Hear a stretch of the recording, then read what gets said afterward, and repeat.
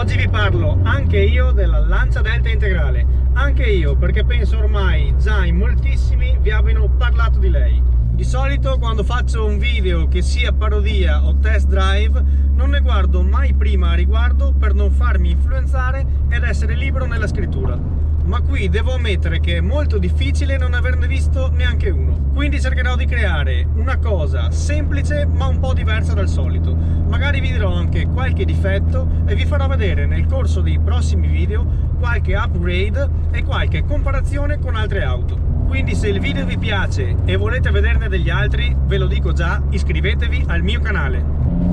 Ci stiamo dirigendo verso la strada del Prosecco con questa fantastica Lancia Delta integrale, una macchina senza controlli ma non senza il controllo.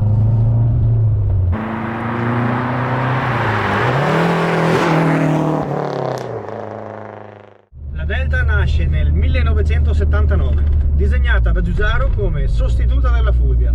Viene prodotta in tutte le sue evoluzioni fino al 1993 ed era destinata, come tutte le Lancia, ad una clientela dai gusti eleganti e raffinati. Anche se nasce nel 79, è nel maggio del 1986 che si inizia a fare sul serio. Venne infatti presentata la Delta HF a 4VD. La trazione è integrale permanente, differenziale anteriore libero, mentre il centrale è epicicloidale e ripartisce la coppia motrice al 56% sull'asse anteriore e al 44% sull'asse posteriore. Un giunto viscoso Ferguson di bloccaggio applicato al differenziale centrale e un differenziale posteriore Torsen. Il motore era un 1995 cm3 con l'aggiunta di un turbocompressore Garrett ed erogava una potenza di 165 cavalli a 5500 giri al minuto. È da qui che Lancia inizierà il suo ciclo di vittorie nei rally, fino ad oggi ancora imbattuto, perché dopo i 5 titoli già ottenuti con Stratos e 037, con la Delta la Lancia vincerà il campionato mondiale rally per altre 6 volte consecutive. Nel 1988 viene lanciata la Delta HF integrale denominata 8 valvole, con carreggiate allargate e parafanghi bombati. Il motore era quello della 4VD portato a 185 cavalli. Verso la fine del 1989 arriva la versione a 16 valvole da 200 cavalli, riconoscibile per il rigonfiamento sul cofano a causa della testata del motore modificata per la nuova distribuzione. I cerchi sono con canale maggiorato da 7 pollici, mentre la ripartizione della coppia viene portata a 47 e 53 tra avantreno e retrotreno e l'assetto della vettura è abbassato di 2 cm. Ma il 1991 vede nascere un'auto che gli appassionati di tutto il mondo celebreranno tra le più belle mai costruite, la Delta HF integrale Evoluzione. Esteticamente ha le carreggiate ulteriormente allargate, maggiori bombature laterali e sul cofano, sospensioni e freni migliori come la scatola dello sterzo, fari lenticolari con un'estetica più cattiva, nuove minigonne, un'elettronica migliore, uno scarico di diametro più largo e con terminale singolo a differenza delle sorelle precedenti che lo avevano doppio. Completamente diversi i paraurti ed è stato aggiunto uno spoiler sul lunotto posteriore regolabile in 3 diverse angolature, il che mi fa venire in mente la 500 Abarth 70° anniversario e mi fa sorridere perché ok nel 91 lo spoiler regolabile manualmente in 3 posizioni, ma nel 2019 forse lo potevano fare a regolazione automatica giusto per renderlo un po' efficiente. Se invece lo hanno fatto così appositamente per omaggiare la Delta, allora non dico niente.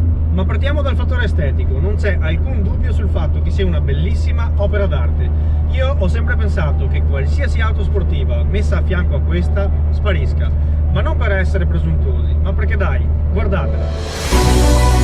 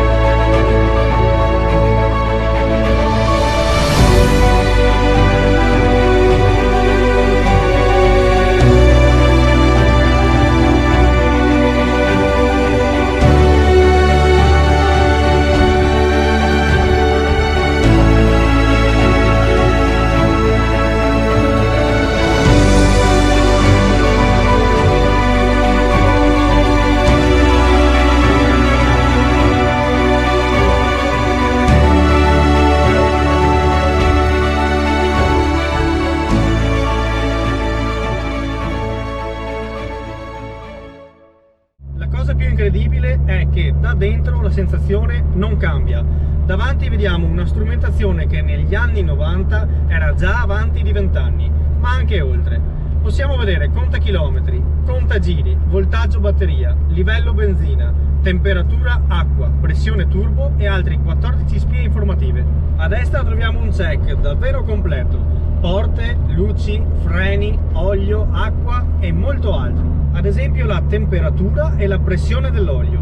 Ed è una cosa incredibile. Oggi nel 2020 non esistono auto che ti forniscono questi dati. Sembra di stare dentro un aereo e quando ti siedi, metti le mani sul volante e vedi la bombatura del cofano, ti sale un brivido sulla schiena e nel mio caso veramente mi commuove. Già da spenta, quando sali e chiudi la porta, ti ritrovi in un'altra dimensione. Questo è difficile da capire per chi non è mai salito su una di queste, ma consiglio, veramente è un'esperienza da fare.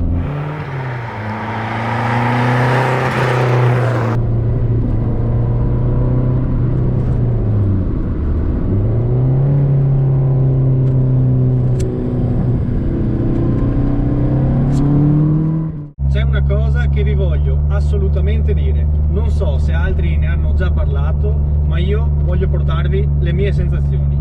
C'è una cosa che amo più del profumo del vino ed è questo profumo di Delta. Solo lei ha questo profumo.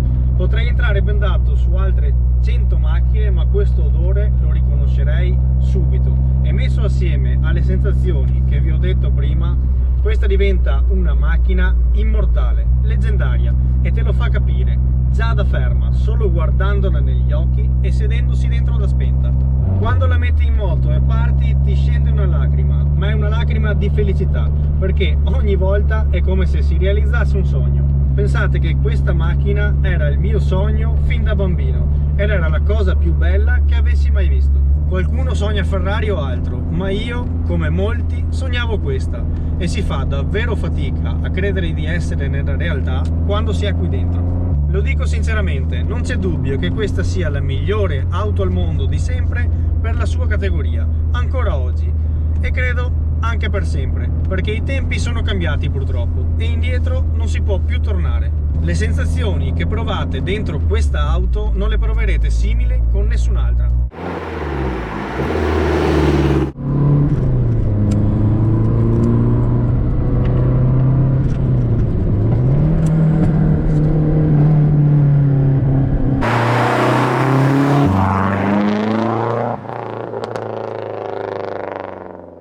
Il 2000 a 4 cilindri turbo 16 valvole arriva a 210 cavalli e 300 Nm di coppia. La velocità massima è di 220 km/h e l'accelerazione da 0 a 100 in 5,7 secondi. E ricordando che si trattava dell'anno 1991, la Delta vantava prestazioni di grande rilievo per l'epoca. Come tutte le cose uniche che ha questa macchina, c'è anche il rumore. Solo lei ha questo suono, la riconoscerete tra mille, e solo lei a rilascio fa questo.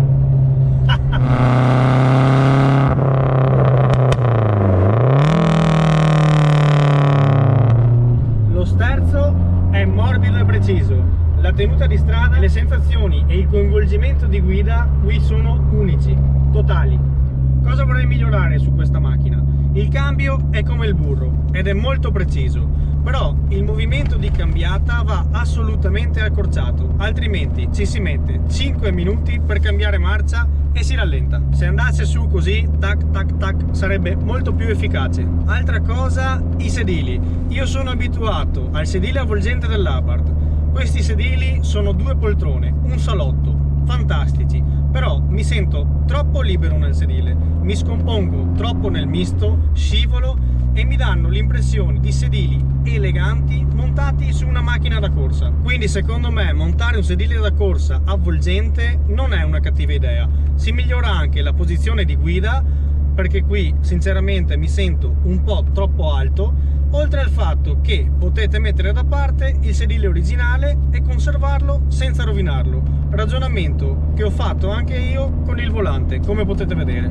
Altra cosa che farei, la renderei più rigida, piccolo assetto e barre di rinforzo per il telaio. Poi, già che ci sono e solo perché ormai fatto questo sarò già in officina, darei un po' di nuovo brio al motore, da stare sui 250 cavalli, niente di che.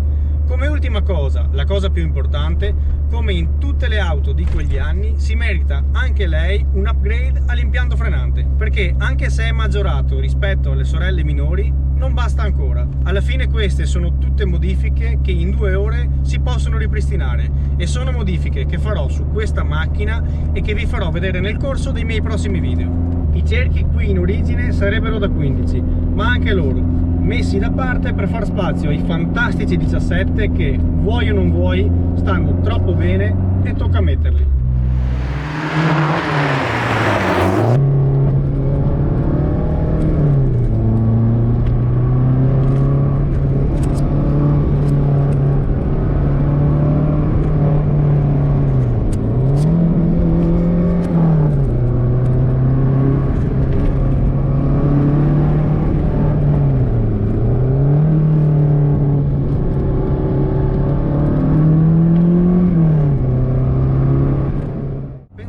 Che anche se davanti sembra un uomo con le spalle larghe, ed è veramente larga, è molto compatta ed è più piccola della mia Punto Abarth. Certo, se te la trovi davanti comunque non te la metti contro, fa veramente paura, è una cattiveria, una forza della natura.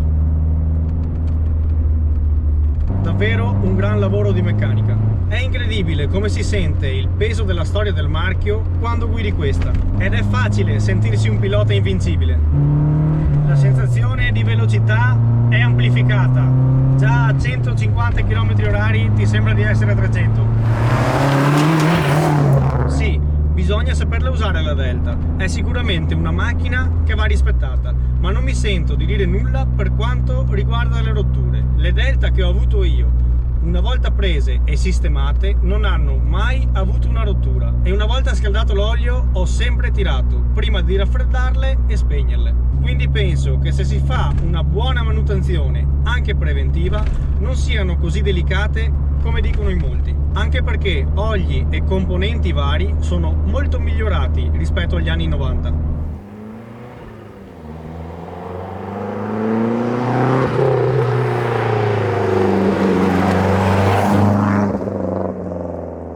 Avrei molte altre cose da dirvi, molti altri argomenti da trattare per quanto riguarda la Delta, e come vi ho detto prima, a breve pubblicherò altri video dove vi parlo di lei. Fatemi sapere nei commenti cosa vi piacerebbe sapere e vedere, anche argomenti scomodi. Mi raccomando, iscrivetevi al canale e lasciatemi un like.